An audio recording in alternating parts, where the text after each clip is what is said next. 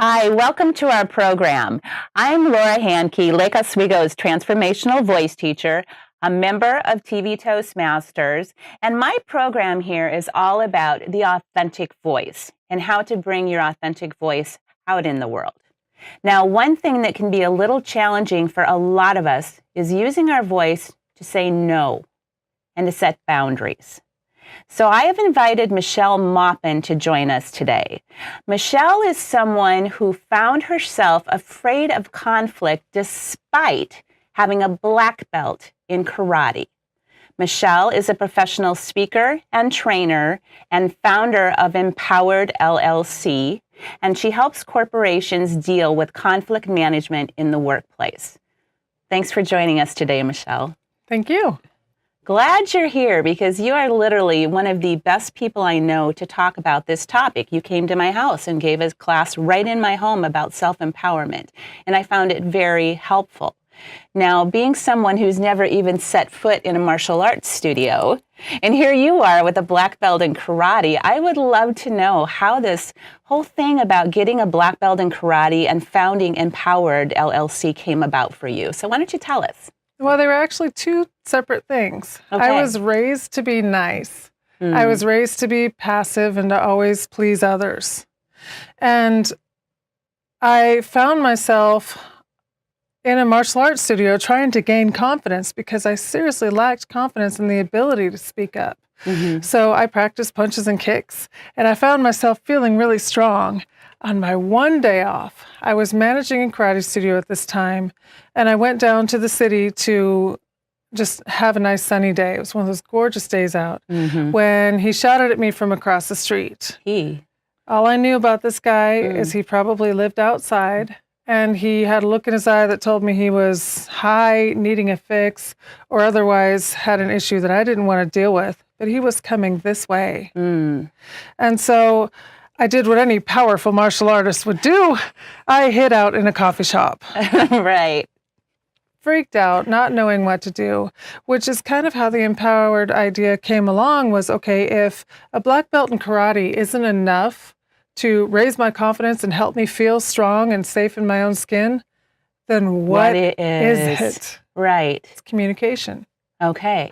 Well, which segues really nicely with transformational voice. But before we step into what you want to voice so much, this triggers a memory for me, what you just said about being raised to be nice and raised to be passive. So I grew up on a farm in South Dakota where gender roles were very clearly defined.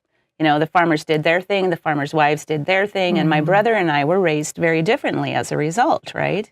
So I was always told, be a lady. Always be a lady. Like whatever that means. I don't even know what that means, right? But I'm pretty sure my brother was not told always be a gentleman. So is this something that you find in your work, is that women are still, because things have changed a lot since then, are women still passive? Very much so. But what I've found that may be surprising is that feeling of passivity and wanting to please others and being afraid of offending them spans all genders, all ages, all demographics. Really? Yeah. Huh. So things have changed, but maybe not in the way in which we would hope, or which we would suspect that we would have seen. But see, you're bringing up another memory for me too, and this is about being afraid to offend someone. Because one of my most powerful moments of understanding how that can backfire on you was when I was working years ago at a little gift and antique shop in Salem, Oregon.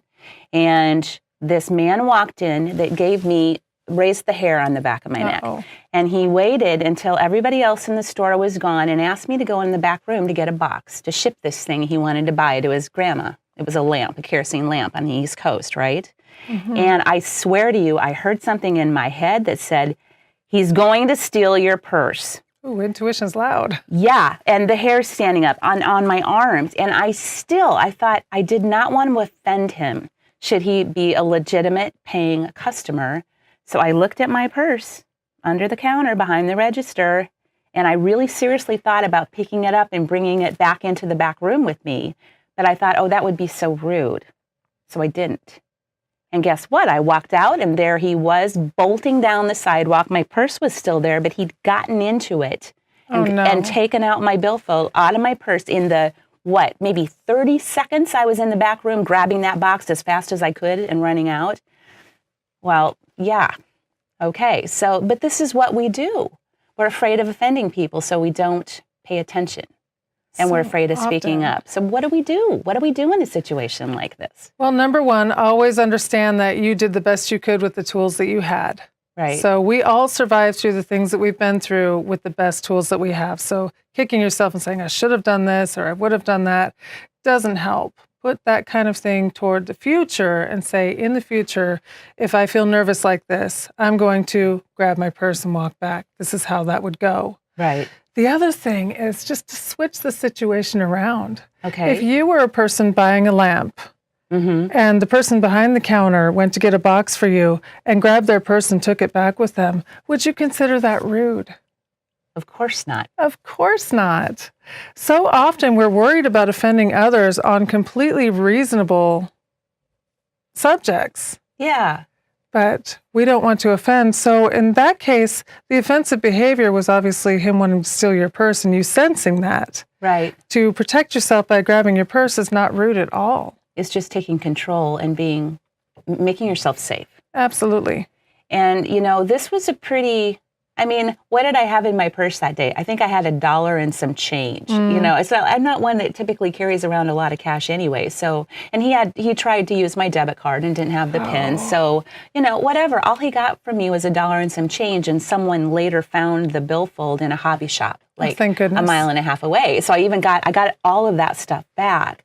But you and I both know that there are situations that can be a lot more potentially life-threatening or dangerous or scary than that. Certainly. So in any situation, what are your tips for people to help empower themselves and not worry about offending the other person? Well, everybody on the scale, from the one who would annoy you and come into your shop just to tell you about their diabetic auntie's foot sores for an hour that we don't necessarily want to listen to or be comfortable with. Right. That person, all the way on up to the person who might steal something for you, on up to the person who might have really bad intent toward you. Right. Everybody on the scale needs two conditions in order to make their move. Okay. One, they have to feel like it's going to be easy. And two, they have to feel like they can get away with it. Can you elaborate on that a little bit more? For example, if a predator comes in to steal your purse, and it's not easy, you grab the purse and take it back, they're probably not going to make their move because now it's not easy. Right. Yeah. Or if they can't get away with it, if there's a police officer standing right there when you go back to get your box and your purse is there, well, the police officer's there, I can't get away with this. Or probably even customers. Or there's another customer there, I can't get away with this. Whatever it is, if it's easy and they can get away with it, you're a viable target. If those two conditions are knocked down, you're no longer a viable target. They won't make their move. And so can this even mean something as maybe as simple but as hard for people as actually raising your voice and making somewhat of it? We have enough time. So if you can tell us just a little bit more, like to make it uneasy for someone. Oh, yeah. Call it out. Call out the behavior. Let's talk about that. How do you do that? So there are 3 steps. And in our program, we call them 3 steps to assertiveness. Okay. Number 1, we focus on a behavior. For example, if you're sitting too close to me on the bus, you may have intent to follow me off the bus. You may be testing me out. Is this going to be easy? Can I get away with it? So number 1, I would name the behavior. Okay. Hey, you're sitting really close. Okay. Most of the time, that's enough. Most of the time, just calling it out is going to be more than enough. Sometimes it's not.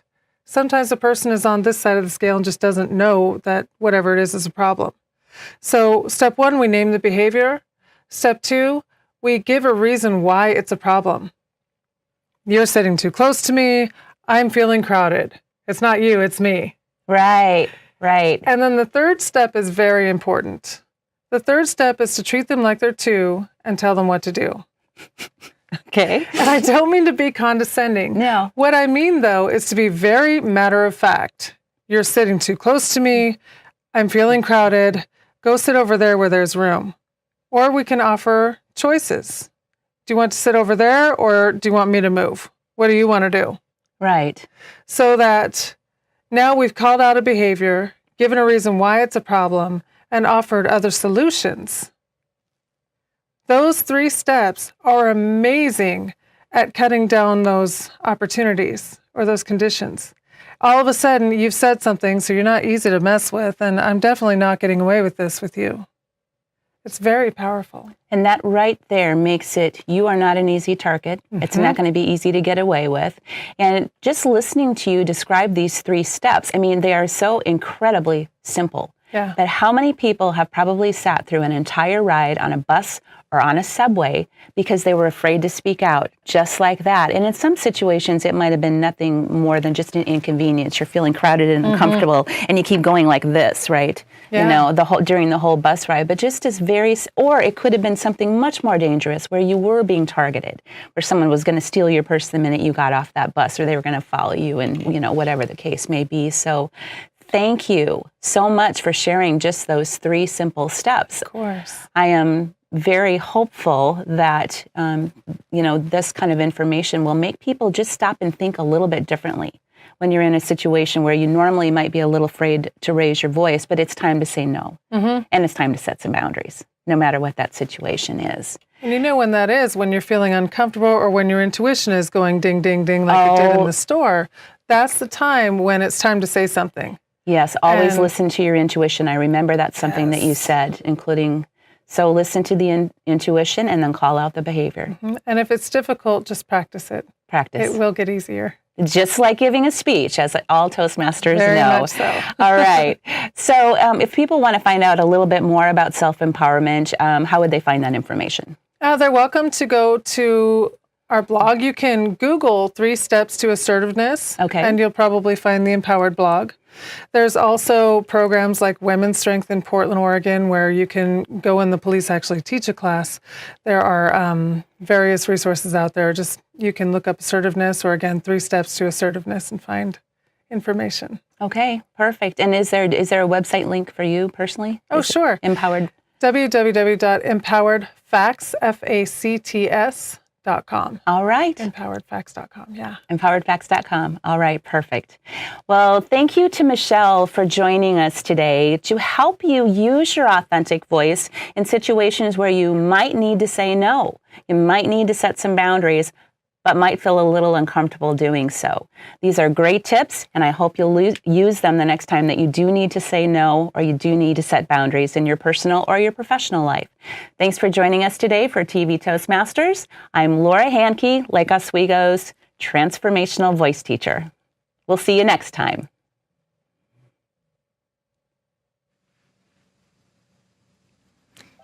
Hi, I'm Eric Bergman. As a member of TV Toastmasters, I get to learn all about video production, running a TV show. Plus, I get to be on camera interviewing really fascinating Toastmasters who share their stories about their hobbies, their activities, and how they benefit our community. I also get to bring in members of my home Toastmasters club, We Toasted in Lake Oswego. They get to tell their stories and build their communication skills. We're bringing a voice for District 7 Toastmasters here in Oregon and Southwest Washington to a TV audience. And TV Toastmasters is a great way to learn how to spread your message and share your stories with a wider audience. Welcome back to our show. I'm Beth Genley, your host from Toastmasters for Speaking Professionals, and this evening I'm welcoming Kim Davies, also a member of Toastmasters for Speaking Professionals. Kim Davies runs classes, camps, and workshops for girls from the 4th grade on up, helping them develop their intuition and their voice, and helping them navigate the tricky years of adolescence. Kim Davies, welcome to our show. Thank you. Happy to be here. That's wonderful. So what do you do with these girls at these classes and camps? Tell us about that. Well, I do a variety of activities. I usually start with some sort of check-in, and I like to use props. So I have different cards that I use. So everybody gets an opportunity to check in with how they're feeling, what's going on with them, an opportunity to share. And everybody gets a turn. And then we do different experiential activities or games that help them learn about themselves, bring an awareness. And that can often lead into some really rich discussions about what's going on in their life. Maybe it's conflict in a friendship or handling homework or parents, that sort of thing. And at the end of class, I conclude with a guided relaxation that helps them get in touch with their intuition and use their imagination for good. I've heard people say that worry is a poor use of imagination, so we're working on using the imagination for more positive visualizations. Worry is a poor use of the imagination. What a great line. I'm totally going to remember that one. It's beautiful. So what got you into this work with girls? As a kid, I was super shy and had a hard time dealing with people socially. And 8th grade in particular was a really tough year for me, the year I was 13.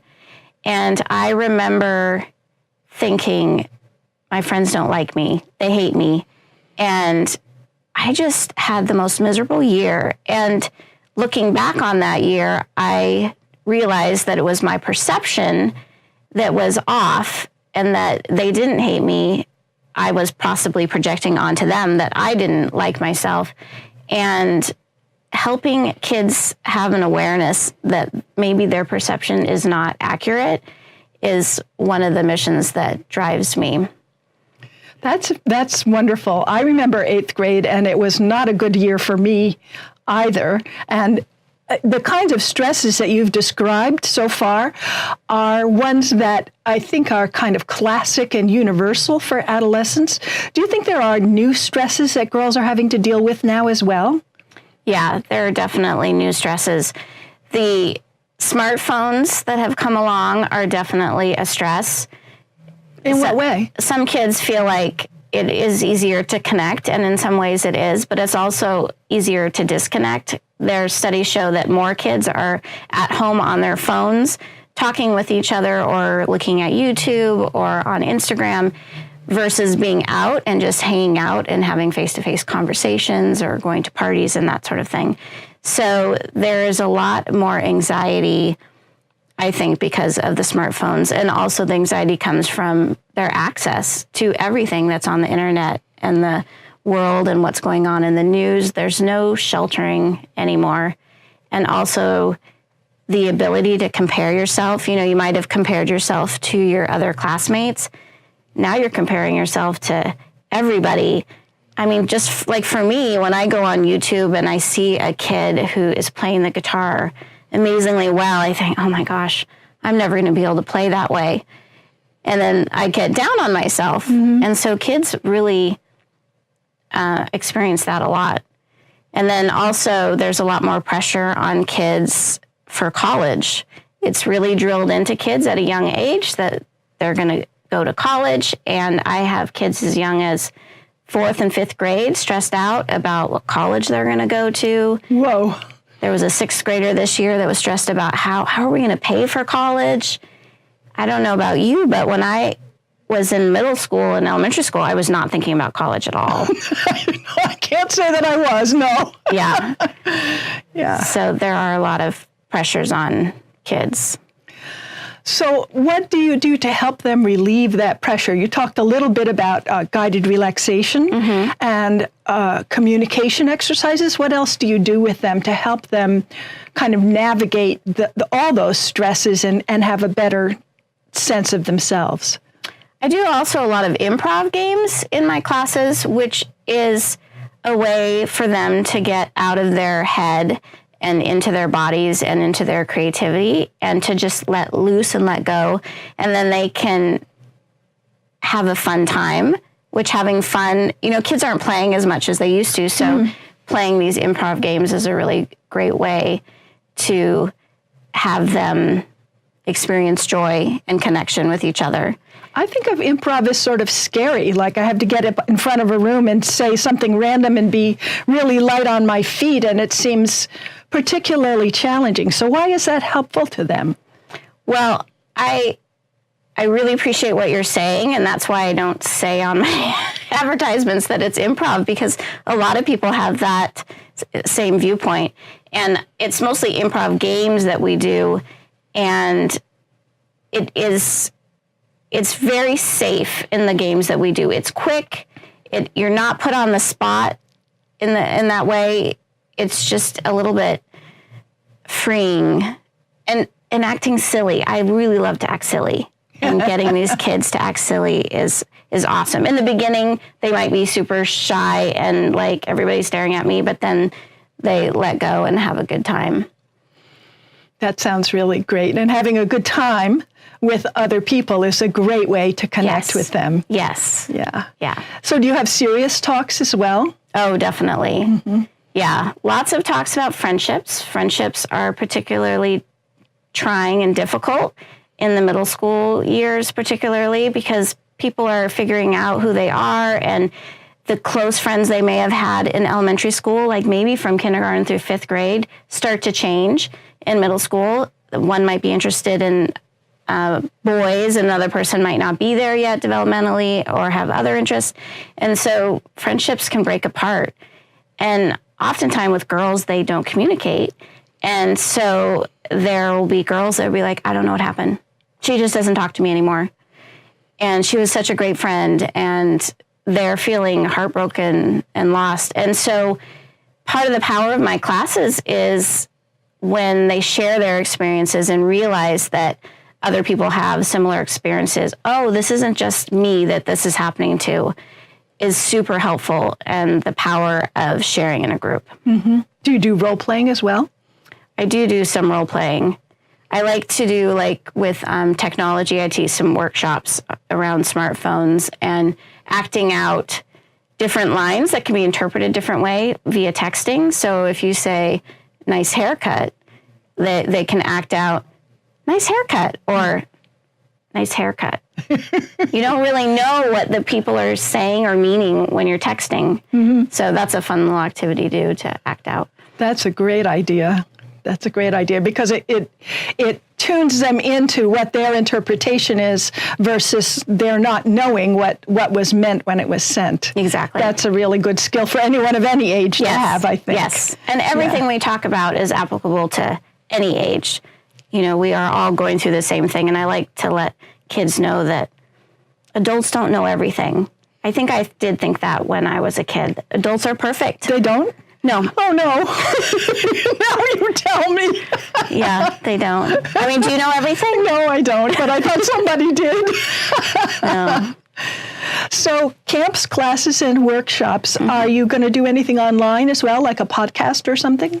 Yeah, actually, I am starting up a podcast. It's called Girls Talking Back, and it is about me interviewing different girls of different ages, from ages 9 on up, so adults too, about the struggles that they're going through, having real conversations. And it's an opportunity for kids around the world to be able to hear other kids, or those kids that are too shy maybe to come to a class, can help realize that they are not alone in what they're going through.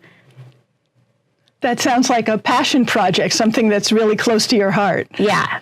Yeah, I love asking questions and coming from a place of curiosity with the kids. And so I'm really excited to have that opportunity to do that through the podcast. So when is that podcast going to start? End of July. Okay. And if I were going to tune into it, how would I do that? You can download it from iTunes or Stitcher. Okay, great. When it becomes available. Beautiful. All right. And it's called Girls Talking Back. Girls Talking Back. Okay, got it. And for information about your camps, classes, and workshops, are they mostly during the school year, or do you do stuff during the summer as well? The workshops and the classes are during the school year, and the camps are during the summer, and the podcast will be throughout the year. And you can find more information about that at my website, kimdavies.org. kimdavies.org. Yes. All right. Anything else you want to add to make sure that we're kind of aware of the scope of your work? Like, do you work with parents as well?